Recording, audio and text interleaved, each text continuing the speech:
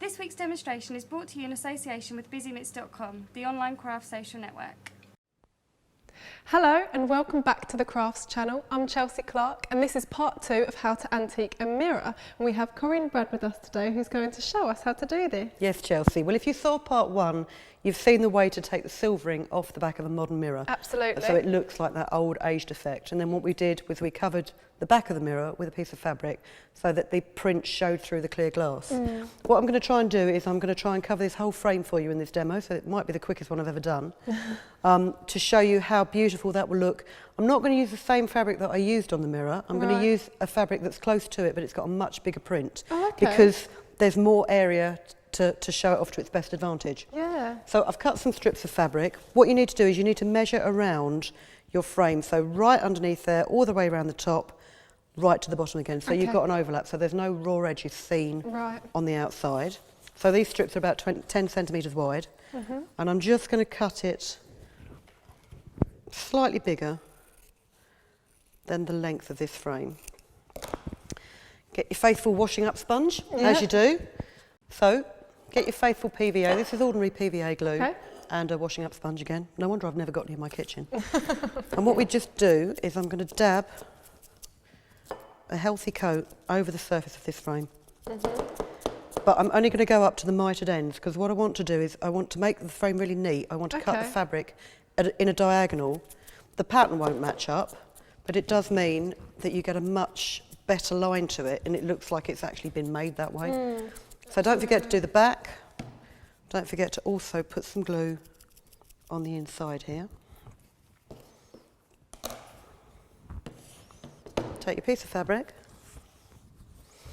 with a nice rose right in the centre of there and lay it on. Lovely. And then just smooth it down.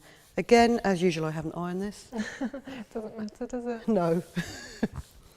Now, where you've got the mitered corners, the easiest way to do this, I mean, I've done it before on a flatter frame with a scalpel and a ruler, but because this is a curved frame, if you just lift up that corner, and line your ruler up with the diagonal of that mitre, and then just run a pencil line down it. You can then cut your fabric with a decent pair of fabric scissors. Yes. I've said it before, I'll say it again. Don't use your fabric scissors for cutting paper, because it really blunts them. There you go, and you smooth that down. And the great thing about fabric as well is, you know, if you have cut that a little bit shy of the line, you can stretch it. That's great. I'll do the same thing on this side. So fold your fabric back, and this is why we haven't put glue on the other parts of the frame. Because you just want to make life as least messy as possible.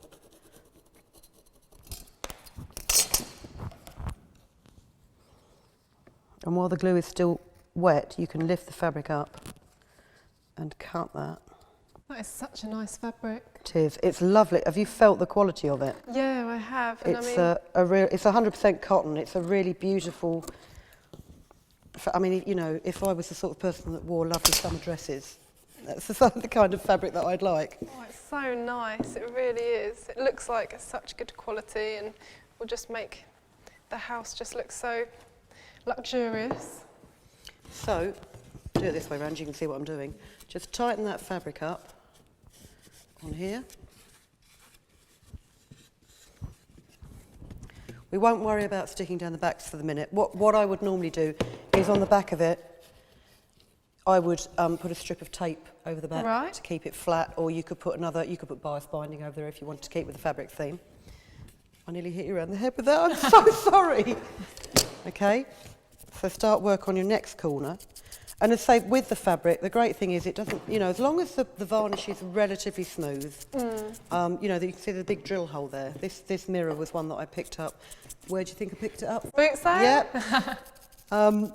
So, you know, it's obviously someone screwed holes in it to put it in their wall, but if you've got a piece of material, it should just cover up any discrepancies in it. Yeah, let's cut that there.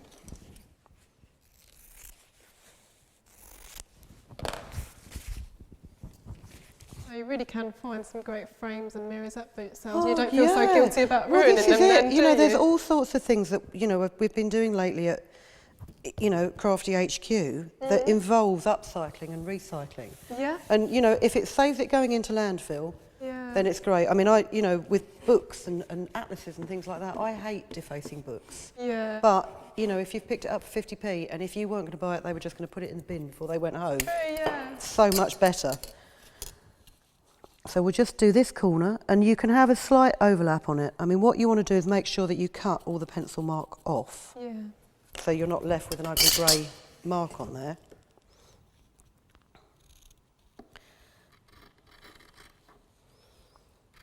I mean, that's great. It's great for the bedroom as well. You could get one to match your bed sheets and all sorts. Oh couldn't yeah, that's you? the point. I mean, you know, to be honest, a lot of these linen stores and that, they do sort of 2-for-1 offers, don't they? You can buy a duvet set and get another duvet set free. Yeah. You could make curtains, you could do mirror frames. There's all sorts of bits that you could do to match your bedroom. Right, I am just going to glue this down. The other thing is when we finish covering this, we're going to put a good coat of PVA over the top of all of the fabric. Oh, right, And that seals okay. it in, keeps it clean so it can be wipe cleaned.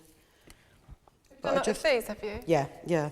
But because you've got a weave on the fabric, it's not glossy, it's giving it a nice matte finish. I was going to say, yeah, it's still really nice and matte. And as it's drying, just give it a rub down, just make sure, you know, if there's any moulding on the mirror, you know, like you've got the ridges and the curves, Yeah. make sure your fabric is in there.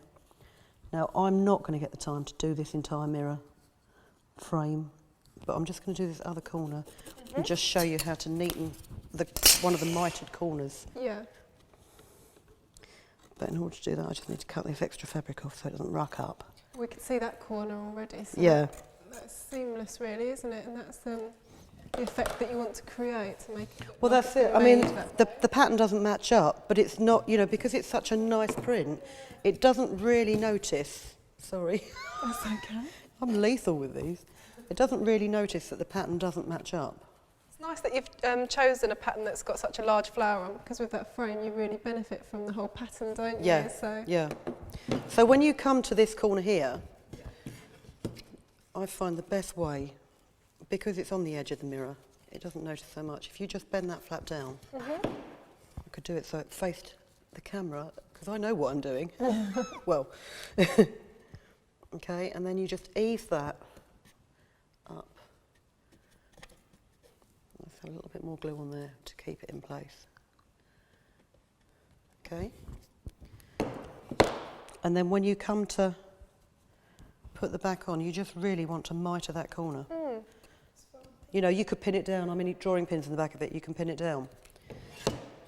And when it dries, you can see the glue's coming through here at the minute. You can see parts of the darker frame, but when it dries completely transparent, so you don't see any difference in the colour of the material of the frame. And then the mirror that we had earlier, which I'm just going to grab for you now, that's that. we just, thank you, slide that under there. In order to get the mirror out, what I had to do was remove all the staples from the back of it.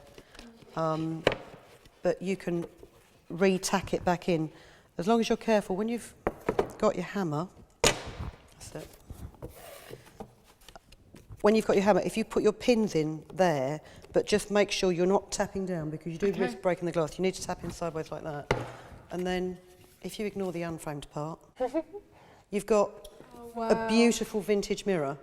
Yeah, I have to say that's one of my favourite creations, I think. Yeah, it looks good, doesn't it? I know a couple of twin girls that would like a couple of mirrors like this for a present. But there you go. Sorry I didn't have time to finish it, but we'd have been here all evening. No, that's absolutely fine. Thanks so much for demonstrating that, Corinne. And for more projects, tune in to the Crafts channel. Don't forget to subscribe. Until next time.